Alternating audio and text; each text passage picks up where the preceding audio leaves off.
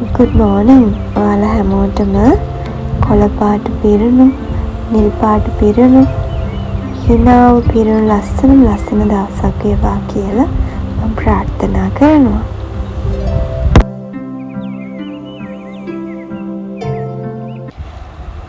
ඔන්න ඉතින් මම මගේ වත්ත ලස්සනට අස් කරන්න එකටම කරන්නේ මම ඒක වටේ තියෙන දේවල් අස්පස් කරලා අතු ගන්නවා. ඔන්න ඉතින් මගේ ක්‍රීම් කැකර් මල්ලිත් එනවා. ඔන්න එයා එහෙම තමයි. අපි කොතනද? එයා එතන. ඇත්තටම සතුන්ට ආදරය කරන තරම් පිනක් මං හිතන්නේ අපිට ආයේ කවදාවත් ලැබෙන්නේ නැහැ.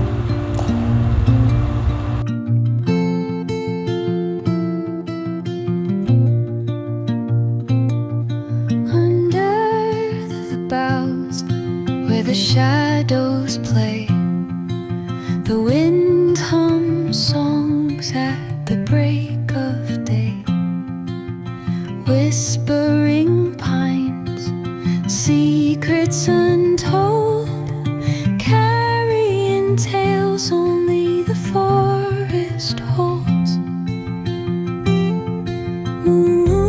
Moonlight spills the velvet dark, patterns leaving its mark. මම ඉතින් ගෙදර වැඩිපුරම ඉන්නේ වත්තේ කියවනේ. ඉතින් දැන් මම මෙතන හදලා තිබ්බ ඔය දම්පාට මල් තියෙන්නේ. එන්නේ මේ මල් දැන්න චුට්ටක් වයසයි වගේ. ඉතින් මං හදන්නේ එතන යාලා අයින් කරලා අතර මං ඒව අයින් කරන්නේ නැහැ. එයාලා දැන් චුට්ට මැරිගෙන යන නිසා මං එතනට අලුත් පැලයක් ඉඳන්නයි හදන්නේ.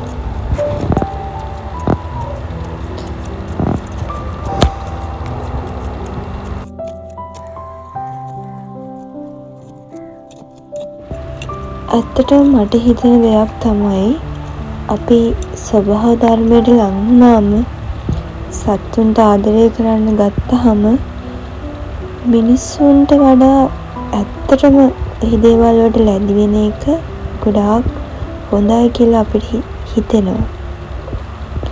මම ඇත්තටම ගොඩාක් ආසයි මල් හිටවන්න. මගේ වැඩේම දවස් තිස්සෙම මොන හරිම පැලයක් හිටවන එක තමයි. ඉතින් මේ තියෙන අර දම්පාට මල් මං කොහොම හරි ආයේ මේක පැල කරනවා.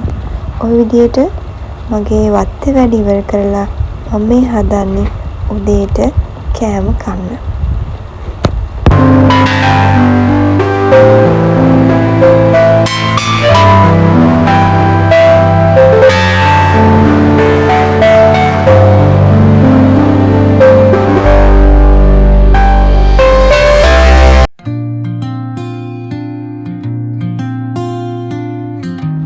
මගේ හැම ගොඩක් වියලි නිසා මං වතුර ටිකක් වැඩිපුර බොනවා.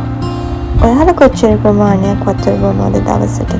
මං හිතන්නේ අපි සාමාන්‍යයෙන් ලීටර 2ක් ලීටර 2කට වඩා බොන්න ඕනේ.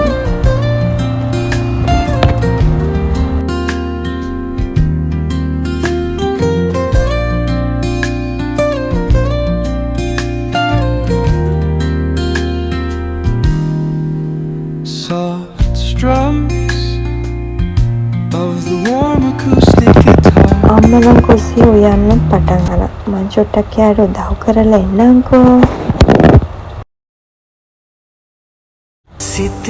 අම්මට උදව් කරලා මම ආයි චොට්ටක් ආව එළියට. මේ බලන්නකෝ මාත් එක්ක ඉන්නේ දැන් කවුද කියලා. මේ ඉන්නේ මගේ කලු.